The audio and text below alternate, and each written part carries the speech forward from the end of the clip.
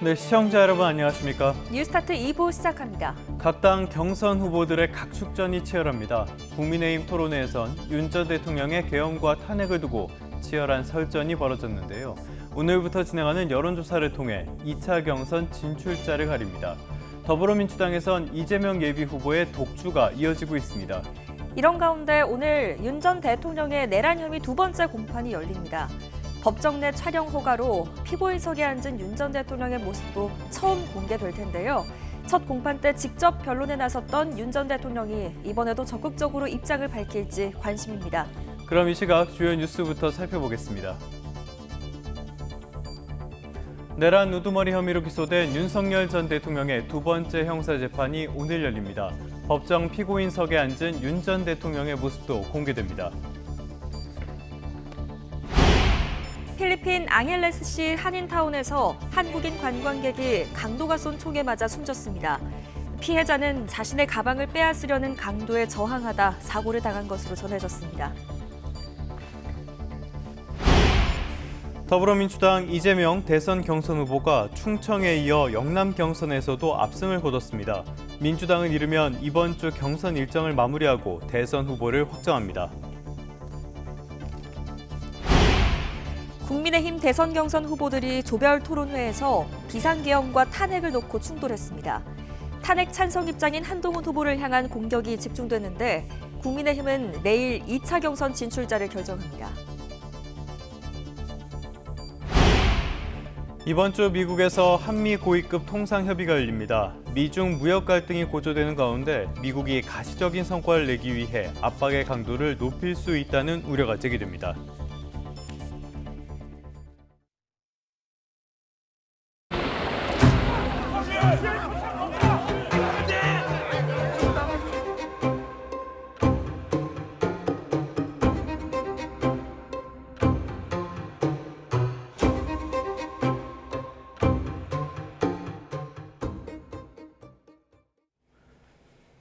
첫 소식입니다.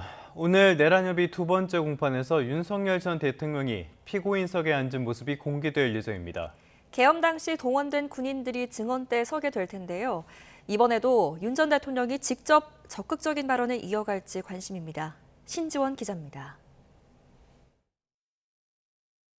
법원은 지난 14일 윤석열 전 대통령의 내란 혐의 첫 정식 재판에서 법정 촬영을 허가하지 않아 특혜 논란에 휘말렸습니다. 그러나 이번에는 윤 전 대통령 측 의견을 검토한 끝에 국민의 알 권리를 위해 촬영을 허가했습니다.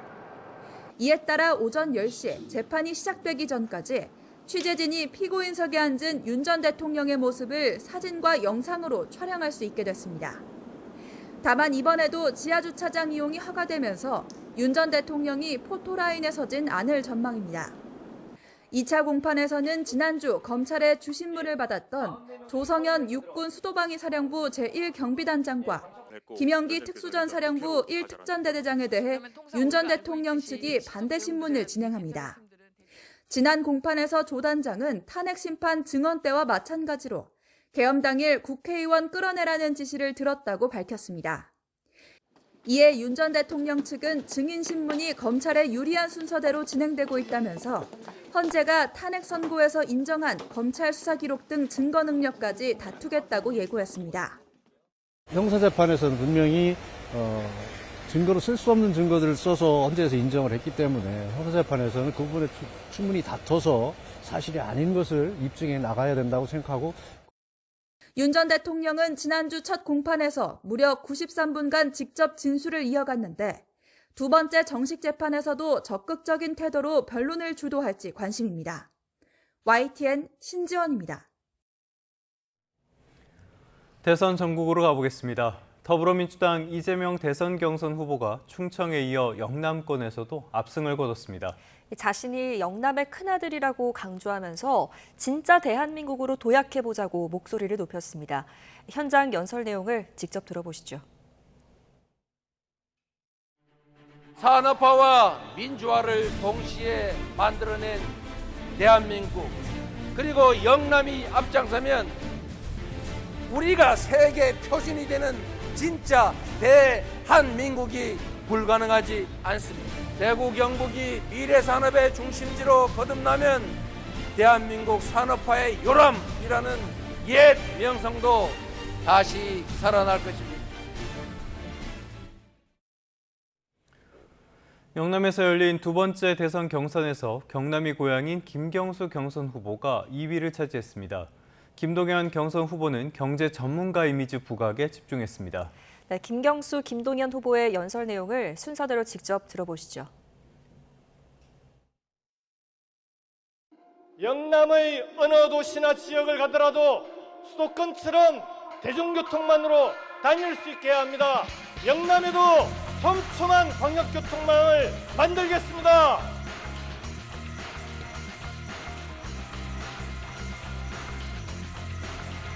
한미 FTA와 환율 협상에서 당당히 성공하고 맞섰습니다. 다시 등장한 트럼프에 맞서 국익과 경제를 지켜낼 사람 누구입니까? 이번에는 국민의힘입니다. 국민의힘에서는 그제와 어제 이틀 동안 대선 경선 후보 토론회가 이어졌습니다. 네, 이 자리에선 윤석열 전 대통령의 계엄과 탄핵을 놓고 후보들 간의 설전이 벌어졌습니다. 먼저 탄핵에 반대했던 후보들의 발언 들어보시죠. 탄핵을 반대하면서 실질적으로 피해가 없었다. 2시간간의 해프닝이었다. 2시간 정도 됐죠? 대통령한테 자진하야할 기회를 주자. 예, 그 이야기를 한 겁니다. 제가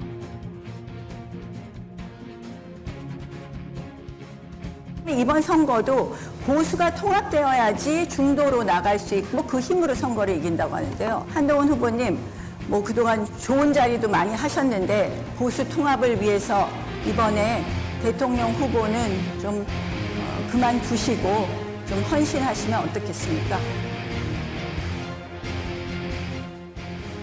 한동훈 후보가 지금 그런 말을 할 자격이 있나? 지금 우리 당 후보로 나왔다는 자체가 잘못된 거 아니에요?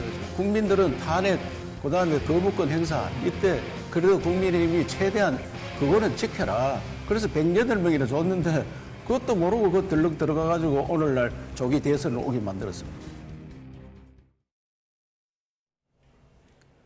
집중 포화를 맞은 국민의힘 대선 경선 후보 한동훈 전 대표는 여기에 대해서도 입장을 밝혔습니다. 비상계엄은 불법이었다는 점을 거듭 강조했습니다. 한동훈 전 대표의 발언 역시 직접 들어보시죠. 이번 선거는 계엄으로 인해 하게 된 선거이기 때문에 불편하지만 계엄에 관한 질문을 우리 정치인들에게 국민들이 하실 수밖에 없습니다. 우리 당이 배출한 대통령이 한 것이라 하더라도 비상계엄은 불법이라고 봤고 그래서 앞장서서 막았습니다. 국민이 먼저였다고 생각했기 때문입니다. 한덕수 대통령 권한대행이 최근 한 외신과의 인터뷰에서 대선 출마 여부를 묻자 노코멘트라면서 긍정도 부정도 하지 않았습니다. 가능성은 분명히 열어둔 셈인데요. 국민의힘 내부에서는 의견이 엇갈렸고요. 더불어민주당에서는 사실상 출마 의사를 밝힌 것이라며 당장 공직에서 물러나라고 요구했습니다. 박희재 기자입니다. 오는 6월 3일 대선에 출마 가능성이 제기되어 온 한덕수 대통령 권한대행이 최근 영국의 파이낸셜 타임즈와 인터뷰를 했습니다. 주로 미국 트럼프 행정부의 관세 조치에 대한 대응을 묻는 자리였는데 대선 출마에 대한 질문이 나왔습니다. 여기에서 한 대행은 아직 결정하지 않았다며 노코멘트라고 말했습니다. 이어 선출되지 않은 총리로서 대통령 권한대행을 수행하지만 헌법과 법률에서 비롯된 만큼 대행과 대통령 간 업무에 차이는 없다고 강조했습니다. 한 대행이 출마에 대해 긍정도 부정도 아닌 애매한 답변을 한 데에 대해 국민의힘 경선 후보들 반응은 제각각입니다. 김문수 후보는 민주당 이재명 후보를 이기기 위해서라면 한덕수 대행을 비롯해 누구라도 힘을 모아야 한다고 말했습니다. 반면 나경원 후보는 한 대행이 뚜렷한 입장을 거듭 유보하고 있어 아쉽다고 했고 홍준표 후보는 출마 여부가 쟁점이 되면서 경선 흥행에 도움이 되는 면이 있다고 말했습니다. 지금 대선 출마 여부가 언론의 쟁점이 되는 거 우리로서 나쁜 거 아닙니다. 지금 경선이 밋밋하게 돌아가잖아요. 반면 더불어민주당은 이번 인터뷰가 사실상 출마 의사를 밝힌 거나 다름없다며 한대행의 공직 사퇴를 거듭 촉구했습니다. 미국발 관세 협상 책임은 물론 대선을 공정하고 투명하게 관리해야 하는데 출마 여부를 계속해서 저울질하고 있다는 겁니다. 대통령 후보가 되기 위한 징검다리쯤으로 여기는 가벼운 인식은 한덕수 총리가 권한대행에 단 하루도 앉아 있으면 안 될 사람임을 입증했습니다. 한대행의 출마에 대해 해외에서조차 관심이 커지고 있는 상황. 대선 출마를 위한 공직자 사퇴 시한은 다음 달 4일로 앞으로 2주가 남아 있습니다. YTN 박희재입니다. 이번 주엔 워싱턴에서 한미 재무 통상장관이 참여하는 2+2 통상협의가 열립니다. 관세 전쟁에서 성과가 급한 것은 다름 아닌 미국이죠. 우리나라를 향한 압박의 강도를 높일 수 있다는 전망도 나옵니다. 워싱턴에서 홍상희 특파원입니다. 트럼프 대통령은 지난해 대선 기간부터 한국은 돈이 많은 머니머신이라며 지금보다 9배 정도 많은 방위비 분담금을 내야 한다고 주장했습니다. 본격적인 관세 전쟁 이후엔 우리나라의 관세뿐 아니라 안보 현안까지 연계한 원스톱 협상을 요구하기도 했습니다. We pay for military over in Europe. You know, we don't get reimbursed by much. South Korea too. That's unrelated to trade, but I think we'll make it part of it because it makes sense. Be nice to wrap it all up in one package for each country. 방위비 분담금 문제와 함께 이번 주 한미 통상 협의에서의 관심은 조선업 협력과 알래스카 액화 천연가스 프로젝트 참여 협상입니다. 이미 알래스카에 실사단을 파견해 타당성 파악에 나선 데다 에너지 안보 차원에서 미국 LNG 수입을 늘리는 방안을 검토해왔기 때문입니다. 트럼프 대통령이 해군력 강화를 위해 추진하는 조선업 협력도 구체적으로 논의될 가능성이 있습니다. But we may buy some ships from other countries that we're close to and that do great jobs with ships, but we're going to start the process of rebuilding. We don't. 트럼프 대통령이 중국의 협상을 촉구하고 있지만 시진핑 중국 국가주석이 직접 대화에 나서지 않는 가운데 미국은 한국과 일본, 인도, 호주와 영국을 최우선 협상 대상국으로 지목하고 협상을 서두르는 모습입니다. 이르면 24일 한미 고위급 통상협의가 진행될 것으로 보이는데 가시적 성과를 노리는 미국과 통상과 안보를 분리해 신중하게 대응하겠다는 우리나라와의 줄다리기가 예상됩니다. 워싱턴에서 YTN 홍상입니다. 트럼프 대통령의 경제정책 지지율이 지난 1기 재임 기간을 포함해 가장 낮은 수준까지 떨어졌다는 여론조사 결과가 나왔습니다. 미국 CNBC 방송이 지난 9일부터 13일까지 미국인 1000명을 상대로 조사한 결과 트럼프 대통령의 경제 분야 국정 수행을 지지하지 않는다는 응답이 55%, 지지한다는 응답은 45%로 나타났습니다. CNBC 여론조사 기준으로 트럼프 대통령의 경제 운영에 대한 긍정적인 평가가 부정적인 평가에 못 미친 것은 지난 1기 집권 기간을 포함해 이번이 처음입니다.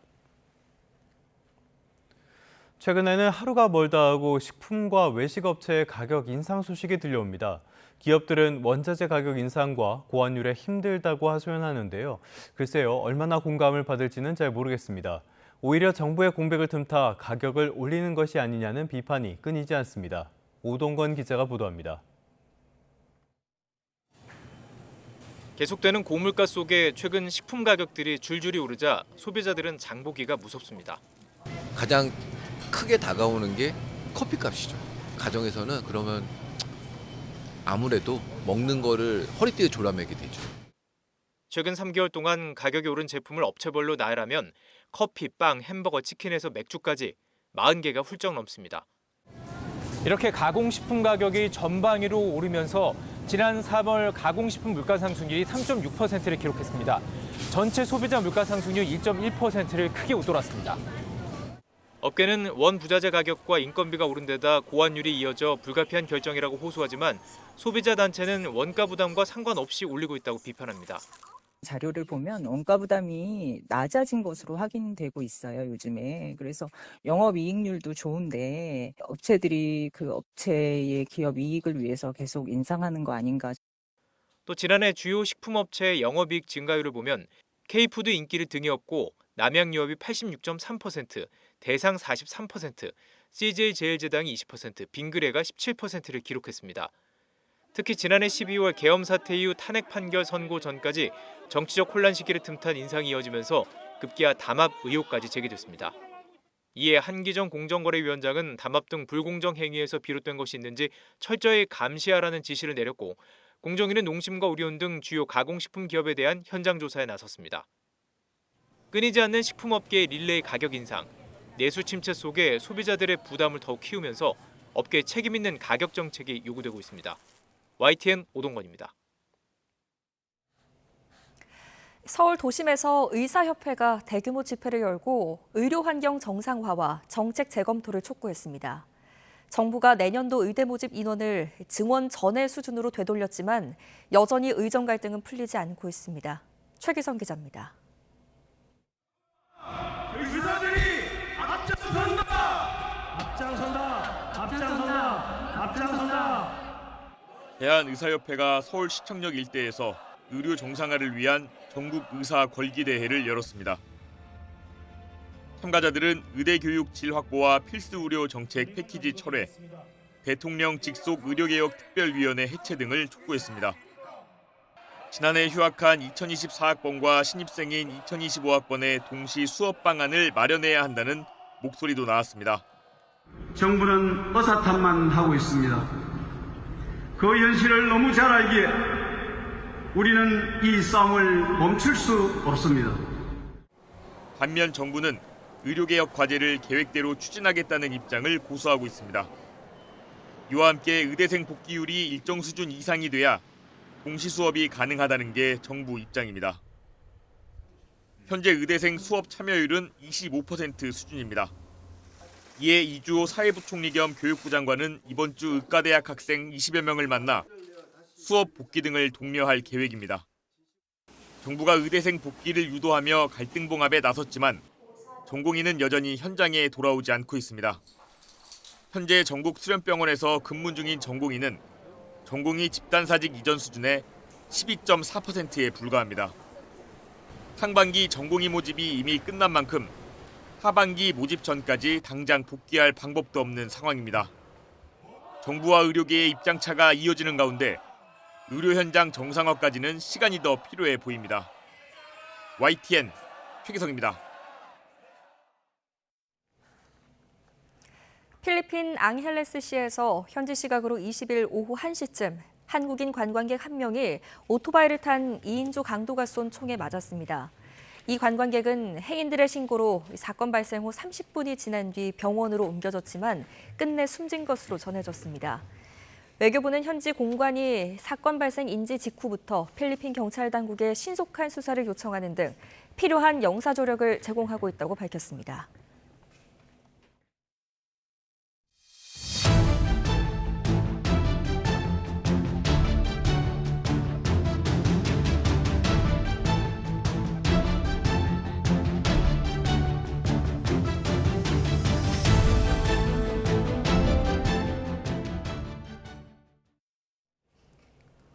더불어민주당으로선 최대 험지가 다름 아닌 영남이죠. 영남에서 열린 두 번째 대선 후보 경선에서도 이재명 후보가 압승을 거뒀습니다. 경남이 고향인 김경수 전 지사는 2위를 기록했는데요. 누적 득표 순위로는 김동연 경기도지사가 아직은 2등 자리를 지키고 있습니다. 이준엽 기자가 취재했습니다.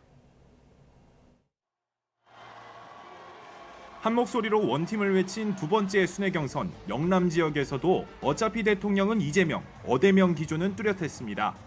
지역 당원들의 투표율은 70.88%로 60%대였던 지난 대선 영남 선거인단 투표율을 훌쩍 뛰어넘었습니다. 투표율은 70.88%입니다. 대단합니다. 이재명 후보가 90.81%, 6만 6천여 표를 쓸어 담으며 누적 89.56%로 전날보다도 득표율을 더 끌어올렸습니다. 영남의 큰아들이라며 연고를 강조한 이 후보는 민주화와 산업화를 향한 영남 당원들의 헌신을 지켜세우며 표심에 호소했습니다. 진짜 대한민국을 열어젖힐 뜨거운 열정도 바로 이곳 영남에서 시작하지 않겠습니까? 충청권 최하위로 경선전을 시작한 김경수 전 경남지사는 출신지인 영남에서 5.93% 득표율로 2위에 자리매김했지만 누적 득표율은 5.17%로 아직 3위에 머물렀습니다. 김경수 후보는 자신의 대표 정책인 5대 권역별 메가시티를 내세우며 영남에서 도전한 노무현과 문재인의 정신을 잇겠다고 목소리를 높였습니다. 이 지긋지긋한 지역주의의 벽을 넘어가겠습니다. 이 위태위태한 지역 소멸의 강을 건너가겠습니다. 김동연 후보는 영남 지역 3.26%, 누적 5.27% 득표를 기록하며 2위를 수성했습니다. 어려웠던 어린 시절을 험지에서 애쓰는 영남 당원들의 분투와 연결지으며 경제 전문가로서의 면모에 방점을 찍었습니다. 희생을 결단하는 대통령, 정직하고 품격 있는 당당한 경제 대통령이 되겠습니다.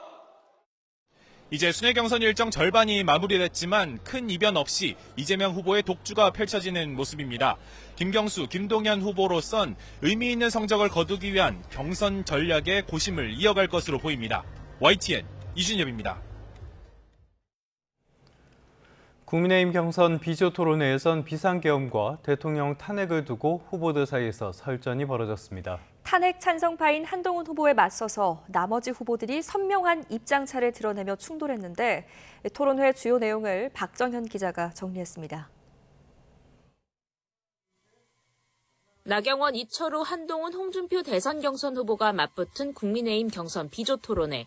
2차 경선 진출 가능성이 큰 후보들이 몰린 죽음의 조답게 초반부터 날선 질문들이 오고 갔습니다. 포문은 탄핵 찬성 입장을 고수한 한동훈 후보가 열었습니다.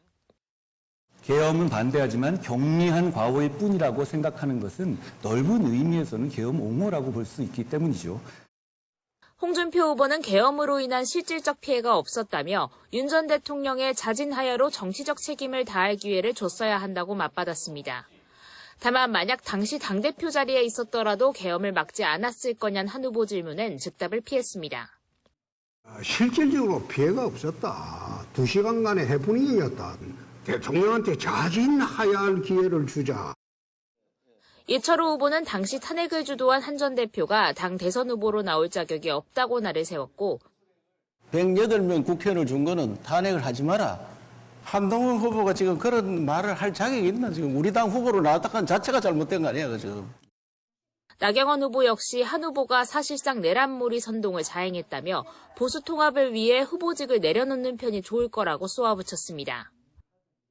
한동훈 후보가 내란몰이 탄핵을 선동한 것 때문에 정말 결국 이 지경을 만들었다고 생각을 합니다. 후보들 사이 약점을 파고들며 분위기는 한층 더 날카로워졌습니다. 명태균 의혹을 둘러싼 신경전부터 제가 2번 당했는데요. 홍 후보님 명태균 사건으로 계속 엮이시니까 좀 불편하시겠지만 그 말씀 꺼내신 거죠?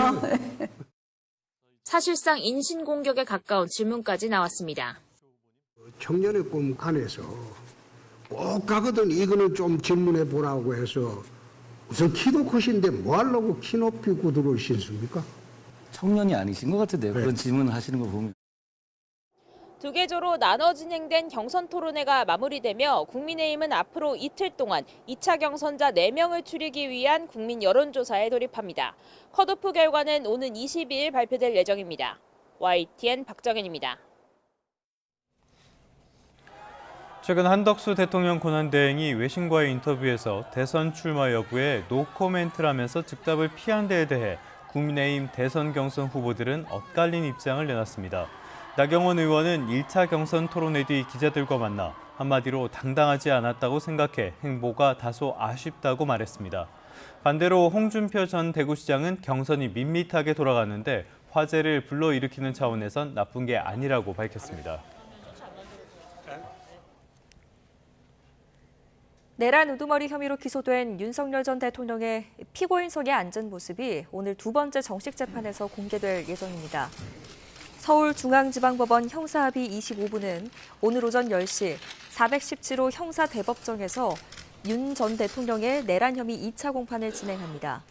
재판부는 첫 공판 때 법정 내부 촬영을 금지한 것과 달리 이번에는 국민적 관심도와 국민의 알 권리 등을 고려해 사진과 영상 촬영을 허가했습니다.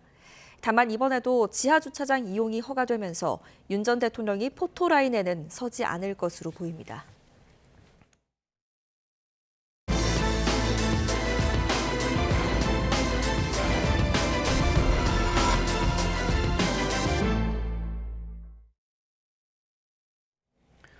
윤 전 대통령과 탄핵 심판과 계엄 사태 수사가 남긴 과제를 짚어보는 기획보도 순서입니다. 네, 오늘은 마지막 순서인데요. 탄핵 심판에도 영향을 미칠 뻔했던 공수처의 수사권 논란을 들여다봤습니다. 김영수 기자입니다.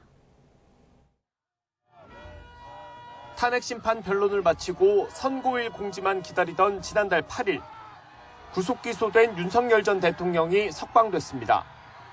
이례적이었던 구속 취소 청구가 법원에서 인용된 겁니다.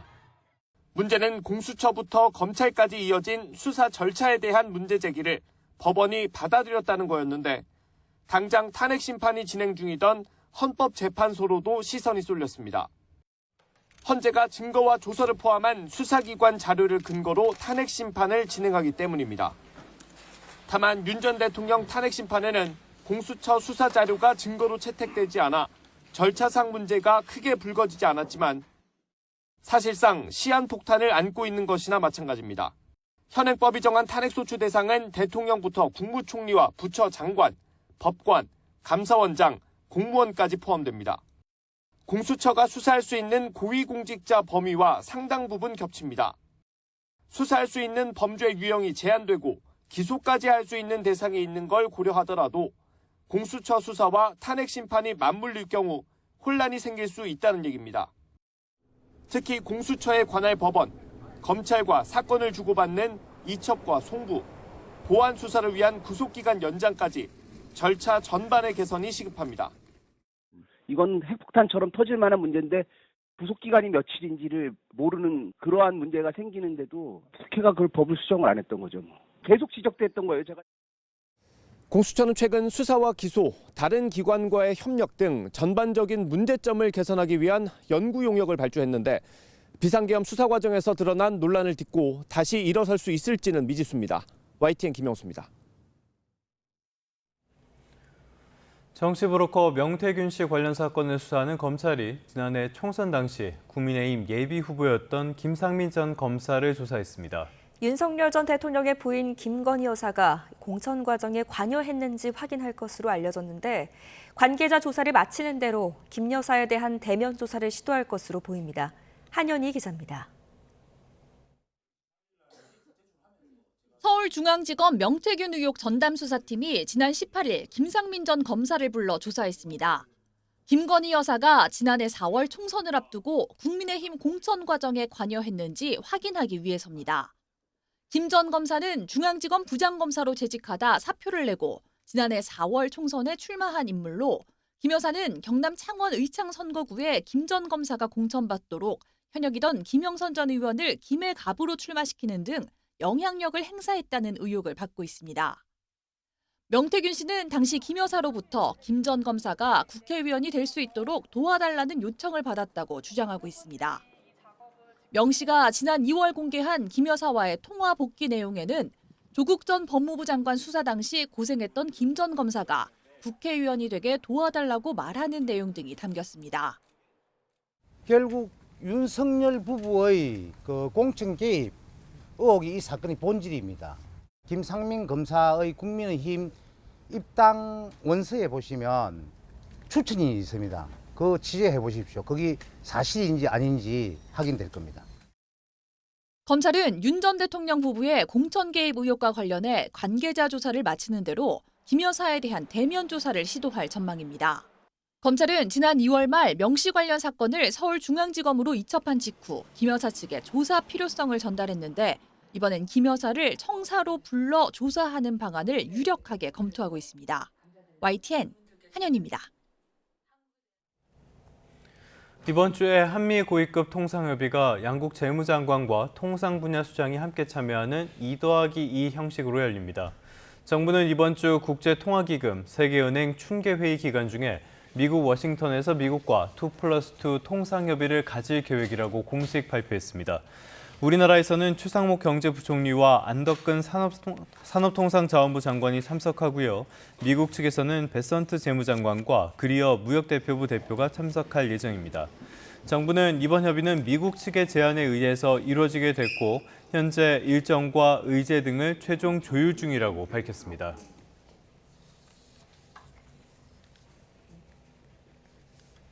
도널드 트럼프 미국 대통령이 시진핑 중국 국가주석과 직접 무역 협상을 고집하면서 미중 협상이 지연되고 있다는 분석이 나왔습니다. 미 정치 매체 폴리티코는 트럼프 대통령이 시진핑 주석과 1대1 대화를 고집하면서 다른 외교 노력에 지장을 주고 있다고 보도했습니다. 이 매체는 트럼프 대통령이 중국과의 대화를 이끌 책임자를 임명하지 않고 있으며 백악관은 주미 중국 대사관과 대화를 시작하려고 하지 않고 있다고 전했습니다.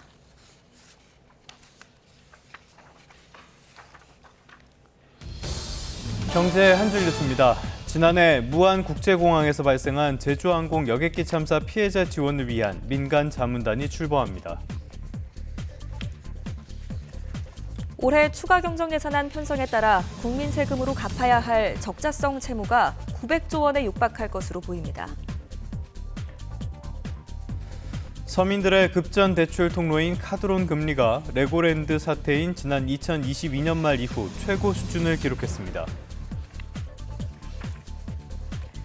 중소벤처기업부가 오늘부터 소상공인 배달, 택배비 지원 사업을 신청받습니다.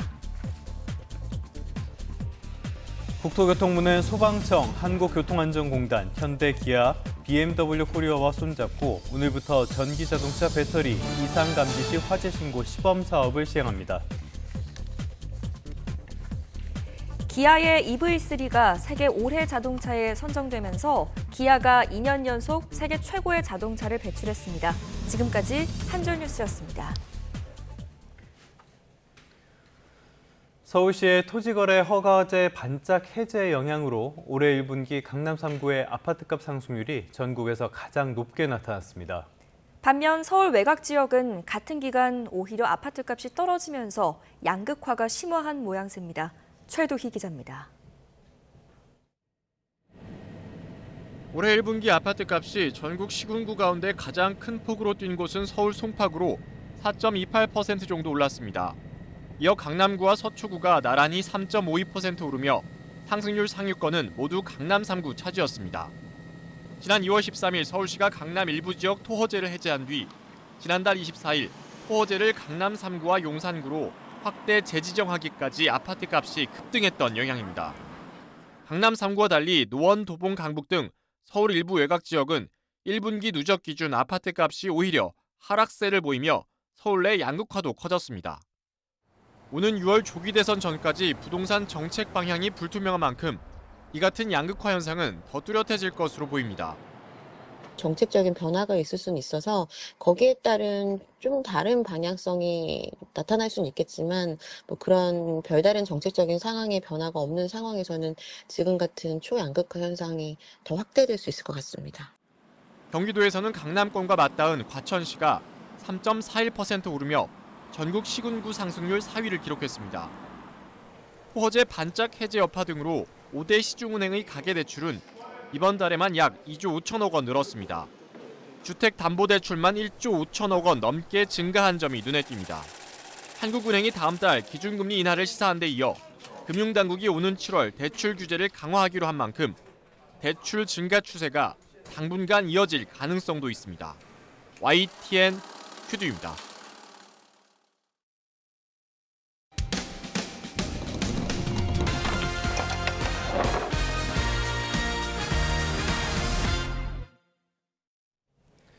정부의 공모사업에 선정된 뒤 수십억 원 예산을 들여 전기자전거를 사들인 자치단체가 있습니다. 자동차 대신 자전거 이용을 독려해 탄소 배출을 줄인다는 목표였는데요. 과연 계획대로 잘 운영되고 있을까요?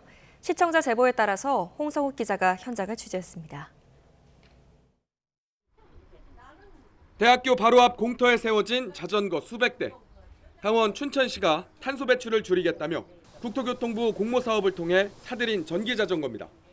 예산 20억 원을 투입했고 자전거 400대와 거치대 100개 등을 제작한 뒤 운영은 민간에 맡겼습니다. 저희가 이곳에 보관 중인 전기 자전거가 몇 대인지 직접 세봤습니다. 전체 400대 전기 자전거 가운데 절반인 200대가 이곳에 보관 중입니다. 춘천시는 운영에는 아무런 문제가 없이 잘 이뤄지고 있다고 답했습니다. 지난 겨울 이용자가 많지 않았고 정비와 수리를 위해 절반 정도만 운영한다는 겁니다. 자전거도 거치대마다 보통 한 2대, 그럼 벌써 한 200대는 이제 배치가 되는 거잖아요. 그 정도 계획을 가지고 있는데 이제 그 현장 여건에 따라서 좀 유동적으로 움직이게 되어 있죠. 지난해 6월부터 본격 운영됐는데 대부분 사용하지 않아 먼지가 가득합니다. 멈춰있는 자전거 수백 대가 쌓여 있다 보니 마치 자전거 무덤을 연상시킵니다. 특히 예비 사업 당시 먼저 산 자전거 100대는 추가로 산 자전거와 모델이 달라 무용지물이 된 상태. 값비싼 전기 자전거가 방치된 이유는 뭘까? 일단 차량을 대체하기 위해 추진한 정책이었던 만큼 전기 자전거를 이용하기 위해서는 개인 차량을 등록해야 합니다. 전기 자전거를 타는 만큼 내연기관 차량 운행을 얼마나 줄이는지 자료를 수집하기 위해서인데 차가 없으면 아예 신청이 불가합니다. 국토부가 지침을 유지하고 있기 때문에 본사업 기간 중에는 이러한 서비스 행태를 변경할 수는 없고 그 사업이 종료된 이후에 사후 운영에 있어서 활성화 방안으로는 얼마든지 가능하다. 사정이 이렇다 보니 전체 이용 등록자 수는 670명이 전부고 그나마 차 없는 대학생들에게는 그림의 떡. 자가용이 있으면 잘 이용하지 않고 자전거를 많이 타는 학생들은 대신 사용하기 쉬운 유료 공유 전기 자전거나 킥보드를 주로 이용합니다. 자동차 번호를 등록해야 되는 게 있다 보니까 그래서 이제 차가 없는 사람들 같은 경우에는 사용이 사실상 거의 어렵다라고 볼 수 있을 것 같아요. 엎친 데 덮친 격으로 공모 사업이 종료되는 6월 이후에는 별도의 운영 예산이 필요한데 지방의회가 전액 삭감해 앞으로 더 큰 차질이 예상됩니다. YTN 홍서욱입니다. 서울 전역에 있는 게임장을 돌면서 상습적으로 돈을 뜯어낸 이들이 무더기로 경찰에 붙잡혔습니다. 피해 규모만 1억 원이 넘는데요. 피해 업주들은 경찰에 신고를 하면 추가적인 손해를 볼까 봐 우려해 장기간 피해를 참아내야 했습니다. 윤혜리 기자가 취재했습니다. 게임장 입구에서 직원이 건네는 지폐 몇 장을 챙기는 남성. 30분 뒤 다른 남성이 찾아와 또 돈을 받아갑니다. 이렇게 서울 소재 게임장에서 상습적으로 돈을 뜯어낸 44명이 무더기로 경찰에 붙잡혔습니다. 밥값 또 약값이 없다는 이유로 뜯어낸 2, 3만 원이 쌓이고 쌓이면서 6년 동안 게임장 22곳에서 1억 400만 원어치 피해를 본 것으로 조사됐습니다. 게임장 업주들은 이들의 범행을 이른바 똥물수첩에 낱낱이 기록해두면서도 선뜻 신고에 나서진 못했습니다. 경찰이 출동했다가 행패가 더 심해질 수 있고 게임장이다 보니 평판이 나빠질까 우려한 건데 피의자들도 바로 이 점을 약점으로 삼아 스스로 망치, 쐐기라 부르며 위력까지 과시했습니다. 급기야 이런 갈취범들을 해결해주겠다며 업주들의 돈을 또 뜯은 사기범까지 등장했는데 경찰이 사실상 서울 게임장 전수조사에 착수해 대대적인 수사를 벌이면서 모두 발각됐습니다. 선제적으로 신고를 하는 것이 가장 현명한 방법입니다. 한번 작은 금액이라고 해서 돈을 교부를 하게 되면 또 다른 범죄에 또 노출이 될 수도 있기 때문에 경찰은 지명수배를 내린 한 명을 쫓는 동시에 영세 사영업자를 상대로 한 민생 침해 범죄 수사를 확대해 나갈 방침입니다. YTN 윤혜리입니다. 휴일인 어제는 낮 동안 다소 더웠는데요. 오늘은 어제보다 기온이 더 오르겠습니다. 한낮에 내륙 지역이 25도를 웃돌면서 초여름 날씨를 보이겠습니다. 서울은 26도로 올봄 들어 가장 높은 기온을 기록하겠고요. 전주는 27도까지 기온이 오르겠습니다. 출근길엔 호남 해안을 중심으로 안개가 끼어 있습니다. 가시거리가 1km 아래로 떨어지는 곳도 있어서 조심해서 운전하셔야겠습니다. 오늘 전국 하늘 대체로 맑겠고요. 대기질도 깨끗해서 쾌청한 날씨가 이어지겠습니다. 현재 기온 보겠습니다. 서울이 14.3도고요. 대구는 12.3도로 출발하고 있습니다. 한낮 기온은 서울 26도, 안동과 광주는 25도까지 오르겠습니다. 내일은 전국에 비가 내리면서 고온 현상이 누그러지겠습니다. 특히 남해안과 제주도를 중심으로 많은 비가 돌풍과 벼락을 동반하며 내리겠습니다. 안전사고 없도록 주의하셔야겠습니다. 날씨였습니다.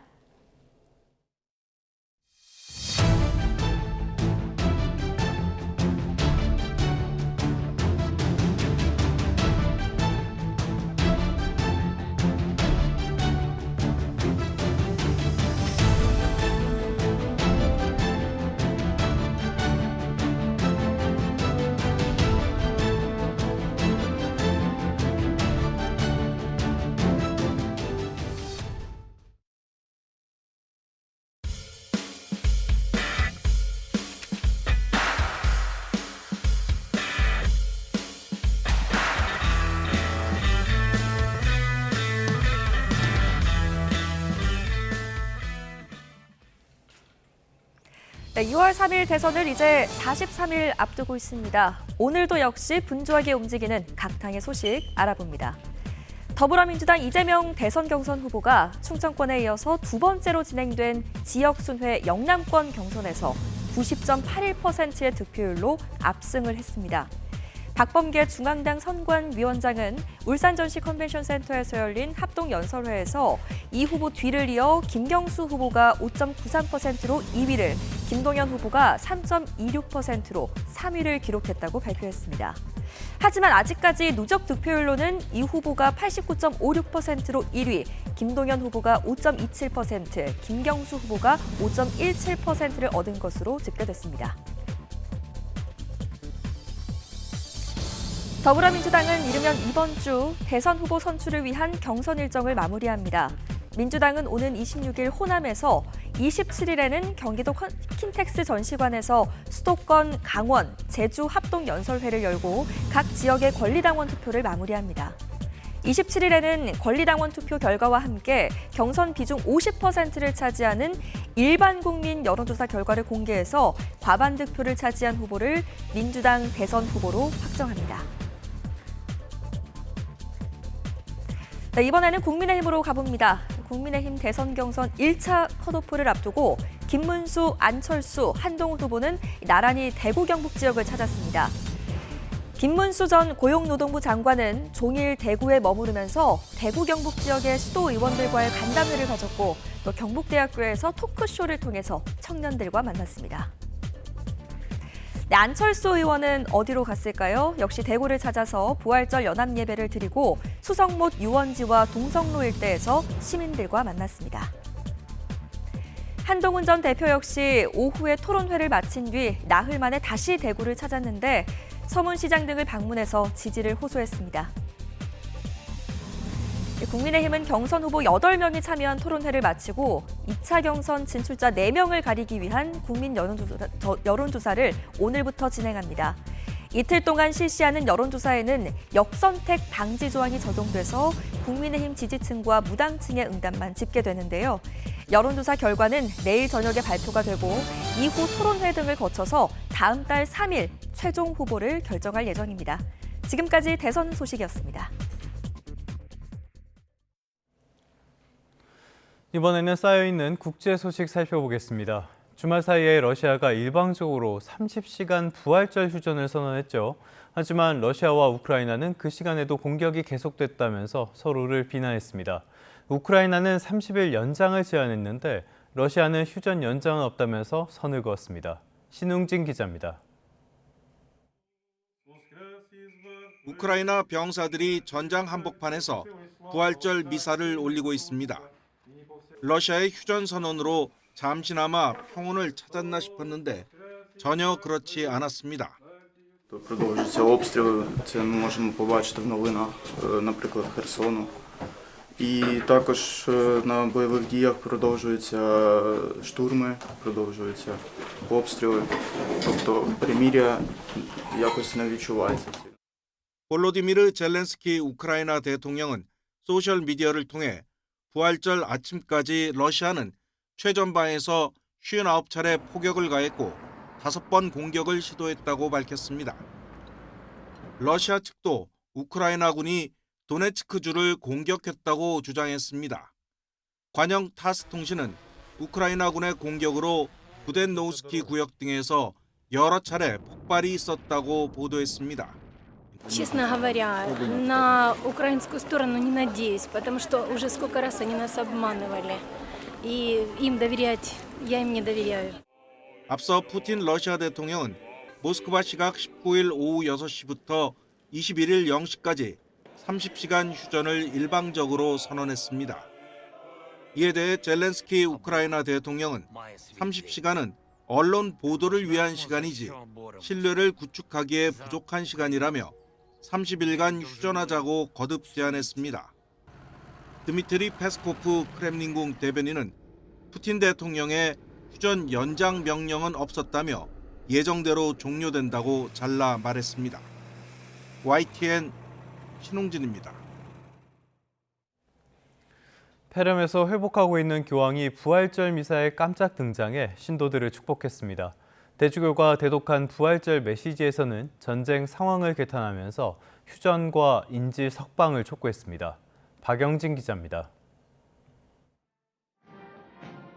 가톨릭의 가장 중요한 축일인 부활절 미사를 모시기 위해 성 베드로 광장을 가득 메운 신도들. 심각한 폐렴으로 큰 고비를 넘긴 프란치스코 교황을 대신해 올해 부활절 미사는 코마 스트리트 추기경이 집전했습니다. 그런데 부활절 메시지 대독에 앞서 깜짝 모습을 드러낸 프란치스코 교황. 혹시나 하며 교황과의 만남을 기대했던 신도들은 환호했습니다. Cari fratelli e sorelle, buona Pasqua. 교황은 대독한 부활절 메시지를 통해 전쟁 중인 가자 지구와 우크라이나의 휴전과 평화를 촉구했습니다. Faccio appello ai belligeranti. Cessate il fuoco. Si liberino gli ostaggi. Si presti aiuto alla gente che ha fame e aspira ad un futuro di pace. 이어 미사가 끝난 뒤엔 차를 타고 광장을 돌면서 신자들과 인사를 나눴습니다. I know it's a really wonderful opportunity to be in Vatican City. I come from Canada, so I'm just very grateful to see his address. 한편 로마를 방문 중인 벤슨 미국 부통령은 전날 추기경과의 비공개 회동에 이어 부활절 미사 전 교황과도 직접 면담했습니다. 부활절에도 어김없이 골프를 즐긴 트럼프 대통령은 SNS에 바이든 전 대통령과 정적들을 향한 분노의 부활절 메시지를 올려 눈길을 끌었습니다. YTN 박영진입니다. 필리핀에서 한국인 관광객이 강도가 쏜 총에 맞아 숨지는 사건이 발생했습니다. 김다영 기자입니다. 어제 오후 필리핀 북부 앙헬레스시 남성 2명이 탄 오토바이가 멈추더니 길가에 서 있던 한 남성의 가방을 거칠게 빼앗습니다. 다짜고짜 벌어진 강도 행각에 피해 남성이 저항하던 순간 괴한은 남성에게 총을 쏘고 그대로 달아났고 이 남성은 사건 발생 30분 후 병원으로 옮겨졌지만 숨진 것으로 전해졌습니다. 대낮 거리 한복판에서 발생한 총격 사망 사건에 필리핀 교민사회도 발칵 뒤집혔습니다. 페이스북 등 각종 SNS에는 사건 당시 CCTV 영상과 사진, 목격담이 줄줄이 게시됐습니다. 외교부는 현지 공관이 사건 발생 인지 직후부터 필리핀 경찰 당국에 신속한 수사를 요청하는 등 필요한 영사 조력을 제공하고 있다고 밝혔습니다. 필리핀에서는 앞서 지난달에도 한인들이 총기 강도 사건으로 숨지거나 자택에서 납치당하는 사건이 벌어지는 등 다음 달 총선을 앞두고 치안이 극도로 불안해지고 있어서 안전에 각별한 주의가 필요합니다. YTN 김다현입니다.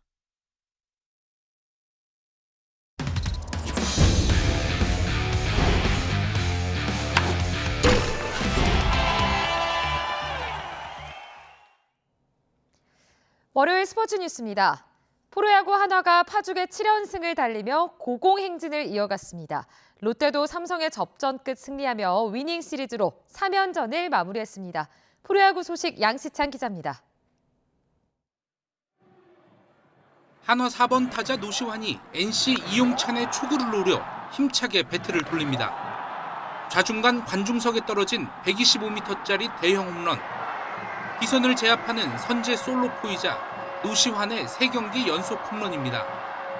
노시환은 시즌 8호 홈런을 기록하며 리그 순위 공동 1위에 올라섰고 동시에 자신의 통산 홈런 100개를 채웠습니다.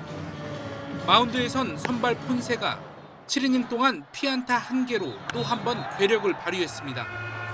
22명의 타자를 상대하면서 삼진을 13개나 잡으며 NC 타선을 압도했습니다.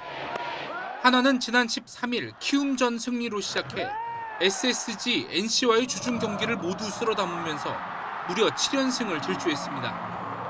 하위권을 맴돌았던 순위도 어느덧 단독 2위까지 치솟았습니다.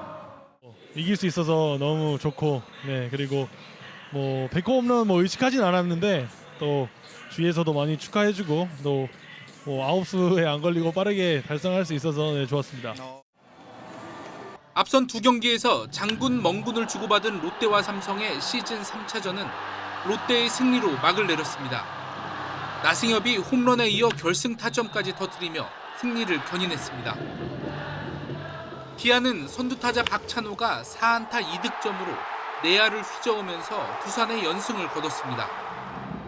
KT 고영표는 키움을 상대로 공 100개를 던지며 무사사구 완봉승을 따냈고 SSG는 최준우가 홈런을 포함해 3타점을 올리며 6연패 탈출에 앞장섰습니다. YTN 양시창입니다. 장거리 최고의 경주마를 가리는 제24회 YTN배 경마대회에서 김혜선 기수가 고삐를 잡은 글로벌 히트가 2년 연속 우승을 차지했습니다. 글로벌 히트는 레츠런파크 서울에서 펼쳐진 2000m 레이스에서 막판 직선 주로에서 속도를 높여 선두로 치고 나간 뒤 점점 격차를 벌리면서 가장 먼저 결승선을 통과했습니다. 글로벌 히트는 지난해 대회에 이어 YTN배 2연패를 달성하며 대한민국 최고의 경주마 지위를 다시 확인했습니다. 지금까지 월요일 스포츠 뉴스였습니다. 축하의 박수 부탁드립니다. 고령 운전자들의 교통사고를 줄이기 위해서 지방자치단체에서 보상을 주면서 면허증의 반납을 유도하고 있습니다. 그중에서 울산 울주군이 보상을 5배로 늘리자 반납 신청자가 크게 늘었습니다. 오태인 기자가 취재했습니다. 행정복지센터 민원창구에서 어르신이 신청서와 함께 운전면허증을 반납합니다.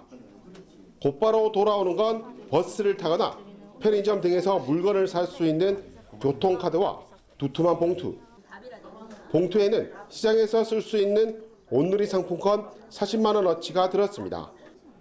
65살 이상 어르신이 운전면허증을 반납하고 울산시가 지원하는 10만 원 교통카드와 울주군이 준비한 상품권을 받은 겁니다.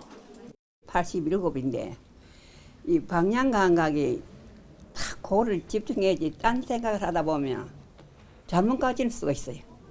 젊을 때보다는 저절 쫙 가면 되는데 자꾸 깜빡하고 좀 이래 두려운 게 있었어요.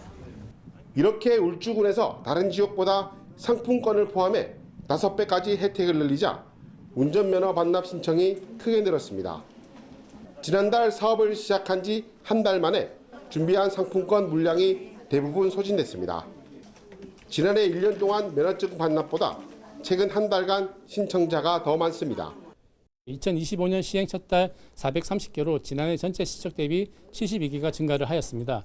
이 추세대로 올해 연말까지 고령 운전자 운전면허 자진 반납이 이루어지면 지난해 대비 약 4배 이상이 시골 지역이 많고 면적이 넓어 고령 운전자가 많은 울주군. 커진 혜택으로 운전면허증 반납이 크게 늘자 예산을 더 만들어 사업을 이어갈 계획입니다. 이제 신청돼 있는 분들도 한 860명 정도가 지금 신청이 돼 있다 보니 우리 1회 추경에 한 3억 6천을 지금 편성해 놓고 있습니다. 경제적 혜택을 늘려 면허 반납을 늘리는 지자체의 정책이 고령 운전자 교통사고 감소로 이어질 수 있을지 관심이 쏠립니다. YTN 오태인입니다. 기억을 조금 되돌려보죠. 헌법재판소가 윤석열 전 대통령을 파면하면서 민주공화국의 주권자인 대한국민의 신임을 중대하게 배반했다고 밝혔습니다. 새로 취임한 마은혁 헌법재판관도 대한국민이 민주주의 수호 의지를 확고하게 보여줬다고 말했습니다. 대한국민 조금 낯설기도 합니다. 국민이라는 단어와 어떤 차이가 있는 건지 박순표 기자가 정리했습니다. 국립국어원이 펴낸 표준국어 대사전에는 대한국민이라는 단어는 없습니다. 그러나 헌법 서문에 해당하는 전문에 가장 중요한 주어로 대한국민이 등장합니다. 임시정부 법 통과 4.19 민주이념을 계승하고 자유민족 기본질서를 확고히 하는 주체가 대한국민이라고 명시되어 있습니다. 때문에 윤석열의 비상계엄은 헌법의 주체인 대한국민의 신임을 배반한 것으로 헌재는 판단했습니다. 국경을 동원하여 국회 등 헌법기관의 권한을 훼손하고 국민의 기본적 인권을 침해함으로써 헌법소의 책무를 저버리고 민주공화국의 주권자인 대한국민의 신임을 중대하게 배반하였습니다. 헌재 결정 이후 마은혁 재판관의 취임사에도 다시 한번 대한국민이란 단어가 등장합니다. 우리에게 큰 도전과 과제를 제기하고 있습니다. 그러나 우리 대한국민이 보여주신 민주주의 수호에 대한 확고한 의지와 헌신을 바탕으로 헌법재판소는 민주주의에 대한 어떠한 도전도 능히 극복할 수 있음을 보여주었습니다. 문맥상 국민과 큰 차이는 없지만 결국 헌법의 주체이자 수호자이면서 헌법적 권리를 누릴 당사자로서 국민을 강조하기 위해 대한국민을 사용한 겁니다. 비슷하게 애국가에 나오는 대한사람은 정부 수립 이후 가사가 정리된 만큼 일반적인 대한민국 국민을 뜻합니다. 안중근 의사의 유목에 나오는 대한국인은 청나라 일본과 함께 동양평화론의 한 축인 대한제국의 국민이란 뜻에 가깝습니다. 안중근의 대한국인은 대한국인 이렇게 읽는 것보다 대한국인으로 읽는 게 옳을 것 같고요. 대한국의 의미는 대한제국의 줄임말이다. 다시 말하면 대한제국의 인민이다. 이런 뜻으로 대한국인이라고 썼습니다. 한국인은 90년대 이후 세계화 속에서 우리 스스로를 객관적으로 부를 때 자주 사용하는 말입니다. 시대 상황에 따라 단어와 단어의 의미와 사용 빈도 등이 조금씩 달라지는 것은 자연스러운 일이고 그래서 언어는 시대의 거울이기도 합니다. YTN 박순표입니다.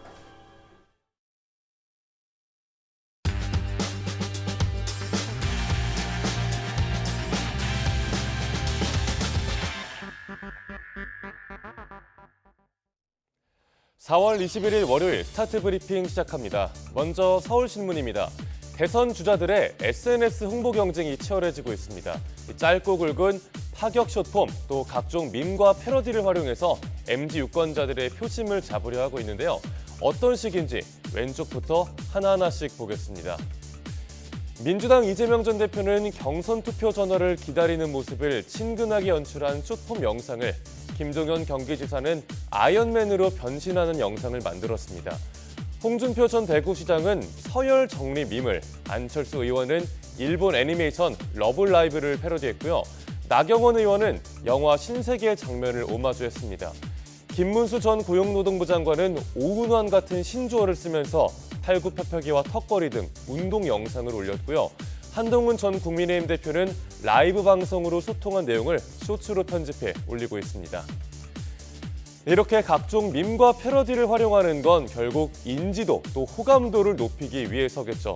대선 주자들의 SNS 홍보전은 유튜브와 인스타그램, 틱톡 등 다양한 플랫폼으로 번지고 있습니다. 다음 동아일보입니다. 지난 주말에 열린 국민의힘 대선 후보 1차 경선 토론회. 어제는 찬탄파와 반탄파가 치열하게 맞붙었습니다. 그런가 하면 토론회에 관심을 모으기 위해서 MBTI 소개 또 밸런스 게임을 도입했는데 이로 인해서 웃지 못할 촌극이 있었습니다. 다시 태어나면 바퀴벌레와 자동차 바퀴 중에 뭘 고를 거냐는 질문에 홍준표 전 대구시장은 다시 태어날 일도 없고 둘 다 싫다. 또 나경원 의원도 별로 답변하고 싶지 않다고 굳은 표정으로 답을 했습니다. 당 내에서는 예능의 요소를 도입한다더니 당 대선 주자를 희화화시킨다는 비판이 나오고 있습니다. 네, 안철수 의원과 김문수 전 고용노동부 장관 등 다른 경선 후보들도 예능 경선 토론회에 불만을 드러냈습니다. 일반 토론회처럼 진행했으면 더 심도 있게 토론할 수 있지 않았겠냐는 겁니다. 바퀴와 바퀴벌레 질문이 지금 절체절명인 조기 대선판에 굳이 나왔어야 했냐는 지적도 있습니다. 다음 내용 보겠습니다. 정부가 내년 의대 정원을 증원 이전 규모로 되돌리기로 했습니다. 하지만 어제 의료계가 걸기대회를 여는 등 의정 갈등은 좀처럼 사그라들 기미가 보이지 않는데요. 그런데 면허 취소형을 받은 의사가 실제로 자격을 박탈당하기까지는 최대 6년이 걸린 경우도 있었다는 한국일보 기사입니다. 소병훈 의원실에 따르면 의사 면허가 취소되는 형이 확정된 뒤 면허 취소까지 걸린 기간은 최근 5년간 평균 315일이었습니다. 심사가 지연돼 늑장 취소되는 것 등이 이유인데 그동안 환자 진료에는 아무런 제약이 없는 겁니다. 형이 확정된 뒤에 의사 면허 취소의 기한이 따로 없다는 게 문제로 지적됩니다. 면허가 취소되기까지 4년 이상, 길게는 6년 2개월이 걸린 경우도 있습니다. 면허가 취소가 되더라도 재취득의 길이 사라지는 건 아닙니다. 취소의 원인이 된 사유가 사라지고 3년이 지나면 재교부를 신청할 수 있습니다. 최근 5년 동안 재교부를 신청한 의사의 30%는 면허를 다시 취득했습니다. 다만 신청 건수 대비 재교부 비율은 2020년엔 85%였는데 작년에는 9%로 확 줄었습니다. 자판기식으로 재교부를 해주던 관행은 사라진 걸로 보이는데 면허 취소 지연과 누락 문제도 개선돼야 한다는 지적이 나옵니다. 마지막 기사 보겠습니다. 수도권 지하철 요금이 1,400원에서 1,550원으로 150원이 오른다는 소식이 오늘 여러 조간신문에서 보도가 됐습니다. 이르면 6월 말, 늦어도 7월 안에는 인상될 걸로 보이는데요. 이렇게 되면 지하철 왕복 요금은 3,100원을 넘기게 됩니다. 요금이 인상되면 성인 누님은 1,550원, 청소년과 어린이는 각각 900원과 550원입니다. 원래는 작년에 인상될 계획이었는데 물가 안정을 고려해서 미뤄졌었습니다. 정확한 날짜는 아직 안 나왔지만 조기 대선 이후인 6월 말이 될 가능성이 높습니다. 가장 큰 이유는 수도권 철도의 심각한 재정난입니다. 수도권 전철은 연간 1조 2,513억 원의 적자를 냈습니다. 서울교통공사의 지난해 당기순 손실은 전년보다 40%가 늘어난 7,241억 원이고요. 누적 적자는 무려 18조 9천억 원이 넘습니다. 부채는 7조 3,473억 원으로 하루에 붙는 이자만 3억 원입니다. 서울시와 서울교통공사는 무임승차 보전 없이는 적자 해결이 어렵다는 입장입니다. 무임승차로 매년 4천억 원가량의 손실액이 발생해서 구조적 적자가 불가피하다는 겁니다. 초고령 사회 진입에 따라 무임승차로 인한 누적 손실은 최근 10년간 3조 원을 넘어선 상황입니다. 4월 21일 아침 신문 살펴봤습니다. 지금까지 스타트 브리핑이었습니다.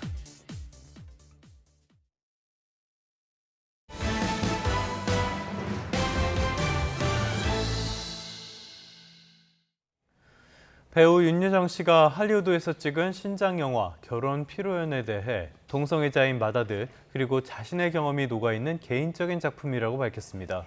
한국 사회가 마음을 열고 깨어나길 바란다는 말도 함께 남겼습니다. 송재인 기자의 보도입니다. 향후 좀 촬영을 계획하신 게 있으실까요? 지금요?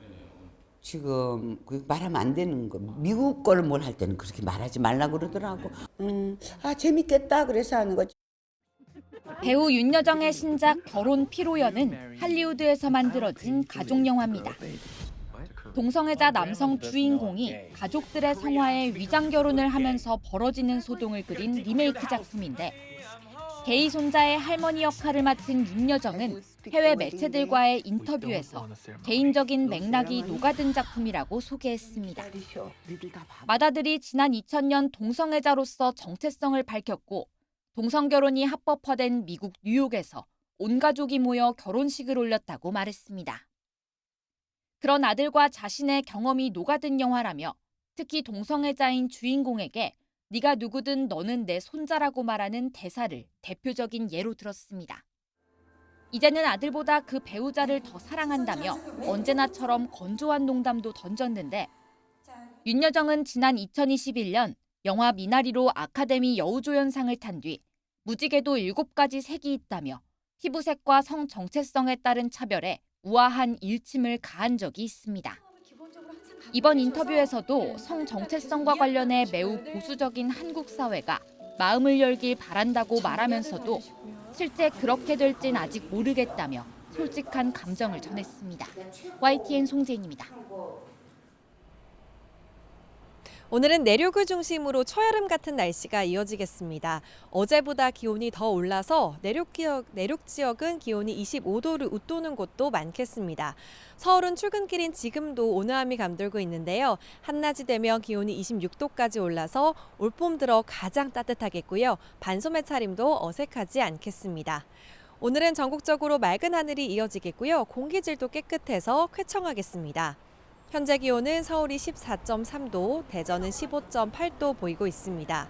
한낮 기온은 서울 26도, 대구는 25도, 전주는 27도까지 치솟아서 내륙을 중심으로 날이 다소 덥겠습니다.